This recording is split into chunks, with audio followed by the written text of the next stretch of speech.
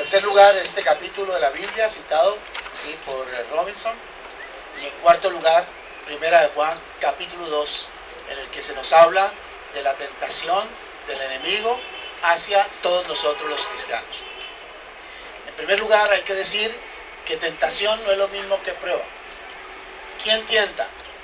Uno, Satanás. ¿En qué se basa él para tentarnos a nosotros? En nuestras debilidades. ¿Cuál es su propósito? Que nosotros caigamos y nos apartemos de Dios. La prueba, ¿de quién viene? De Dios nuestro Padre. ¿Qué es lo que él va a probar? Lo que vale más que el oro en nuestra vida, que es nuestra fe. Prueba nuestras fortalezas. ¿Con qué propósito?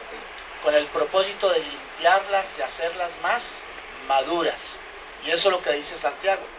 Tenga la prueba, ¿sí?, alcance su plenitud, su madurez, para que seamos cabales, completos, capaces de enfrentar toda situación. En este sitio no es como lo pinta la película de Mel Gibson, la culebra dando vueltas alrededor de Jesús. No, era un trato entre él y su padre. Era la prueba de su padre para su hijo, donde tenía que afinar muchas cosas en la vida de él. Como bien lo dijo Robinson, aquí había una prensa de aceite en donde la aceituna es machacada para que dé, ¿sí?, el aceite. Del primer aceite, del primer sudor de esa aceituna, salía el aceite para el templo. Es un aceite extra virgen, puro, ¿verdad? Y era con el que funcionaba el templo, y sobre todo, de ahí se hacía entonces el aceite de la santa unción. Se le añadía mirra, se le añadían otros componentes para que fuera el aceite de la santa unción. Y Jesús fue machacado 3 veces, hasta que él diera justamente la nota que el Padre quería oír, porque Jesús tenía que hacerlo voluntariamente. A Jesús no le tembló el pulso en el desierto, en Jericó, cuando Satanás lo tentó para que se apartara de Dios. En las mismas cosas en que Satanás tentó a Adán y Eva, en los deseos de los ojos, en los deseos de la carne y en la vanagloria de la vida, como dice primera de Juan 2:15, en eso mismo fue tentado Jesús. Los primeros padres, ellos por primera vez eran tentados y cayeron. Tomaron una decisión fatal para nosotros como raza y para el planeta, ellos habían sido puestos por encima de él para administrarlo. Y arrastraron toda la creación a la segunda ley de la entropía, ¿verdad? Es decir, a la segunda ley de la termodinámica, la entropía, donde todo va hacia, ¿sí?, el aniquilamiento. La muerte entró al universo, porque la paga del pecado es la muerte, y la muerte entró al universo por un hombre, pero por ese mismo hombre entró la vida. Entonces Jesús no le tembló el pulso en el desierto, no se equivoque. Él sintió una hambre, no es aquella hambre que da a las 9 de la mañana después de haberse comido a las 7 de la mañana 2, 3 huevos con chocolate y pan. No es de esa hambre la que habla la Biblia. Habla de una hambre física terrible, con unos dolores impresionantes, cuando el cuerpo se alimenta de sí mismo, ya ataca los elementos vitales del organismo, las tripas, para poderse alimentar él y sostener su propia vida. A Jesús no le tembló el pulso en Jericó. Él, a pesar de que fue tentado en los deseos de los ojos, los deseos de la carne y la vanagloria de la vida, supo sustentarse en Dios. Él enfrentó la tentación después de la unción, ¿recuerdan? Y en base a esa intimidad con el Espíritu Santo y el tiempo de oración y búsqueda del rostro de Dios, él pudo tener esa victoria en su vida personal. Y su ministerio fue un éxito tremendo, tremendo, tremendo. Y déjeme decirle, eso es lo que marca la diferencia entre un ministerio de éxito y un ministerio de fracaso para nosotros los misioneros de tiempo completo. Un hombre que no busca a Dios en la intimidad no va a poder tener nunca un ministerio de éxito perdurable, porque lo que es nacido de la carne y lo que es nacido del Espíritu, Espíritu es. Aquí entonces fue un lugar de prueba, no de tentación. Dios estaba probando a su hijo, perfeccionándolo, llevándolo a la madurez. Y eso era una cosa entre él y su padre. Aquí no estaba Satanás, era entre él y su padre, eran sus tratos. Y él entonces le dio la nota del sí a su padre. Cuando fue a la cruz, ya eso era pan comido, créanmelo. No que a él no le dolieron los latigazos, no que a él no le dolió todo lo que le dolió, por supuesto que sí.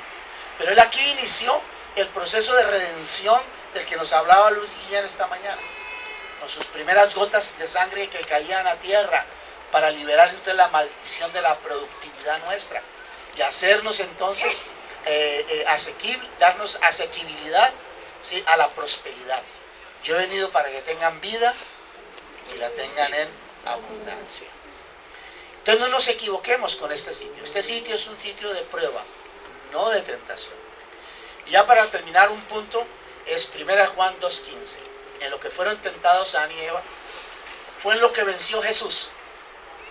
El diablo fue vencido literalmente en el desierto, allá en Jericó. Era la primera vez en yo no sé cuántos miles de años, según sea lo que usted piense. Yo soy creacionista, no creo que sean más de 10.000 años, o sea 8.000 antes de Cristo. Usted puede creer que el planeta tiene, la atmósfera tendrá yo no sé cuántos centenares de miles de años, ¿verdad? De todas maneras, independiente de eso, era la primera vez que en la historia de la humanidad y de este planeta alguien vencía a Satanás. Él era el invencible. Y ese día Satanás descubrió que Jesús era una persona que tenía que morir porque lo había derrotado. En la cruz él pensó que lo había logrado, solo que él nunca supo que Jesucristo iba a resucitar. Y esa alegría y ese disfrute que tuvo Satanás al asesinar a Jesucristo, porque a Satanás se le llama el gran homicida, porque si la paga del pecado es la muerte, Jesús nunca tenía que haber muerto. ¿Comprende? Nunca. Sin embargo, Satanás lo asesina y por eso él es un homicida. Y ese es el juicio que está pendiente sobre Satanás como homicida. Entonces, ese gusto que tuvo él al matar a Jesús se le transformó en una mueca de terror cuando Jesús se levantó entre los muertos. Nunca se imaginó, ¿verdad?, que Jesús iba a ser levantado entre los muertos para vivir para siempre. Y esa misma tentación entonces que los primeros padres tuvieron en el huerto, en un huerto perfecto donde no había ni siquiera contaminación del aire, ni polución del ambiente, ni contaminación de las aguas, Jesús estaba en un desierto. Ya vean, miles de años de ataduras, de herencias de maldición sobre los hombros de él, ¿verdad? Y sin embargo lo logró. Y a nosotros, hoy por hoy, el apóstol Juan nos dice que son las mismas tentaciones. Pablo diciendo, no nos ha sobrevenido ninguna tentación que no haya sido experimentado por otro ser humano. Usted no está estrenando a Dios en nada. Créamelo.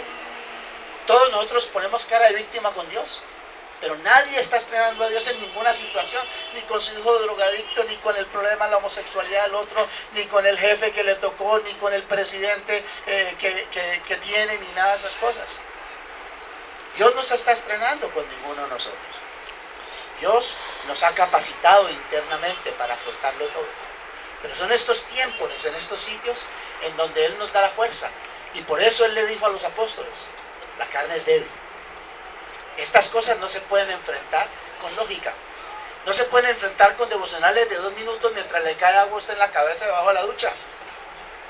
Si usted no busca a Dios y no tiene la victoria en lo privado, nunca va a poder tener la victoria en lo público. Órale a tu Padre que está en lo secreto, y el que ve en lo secreto te recompensará en público.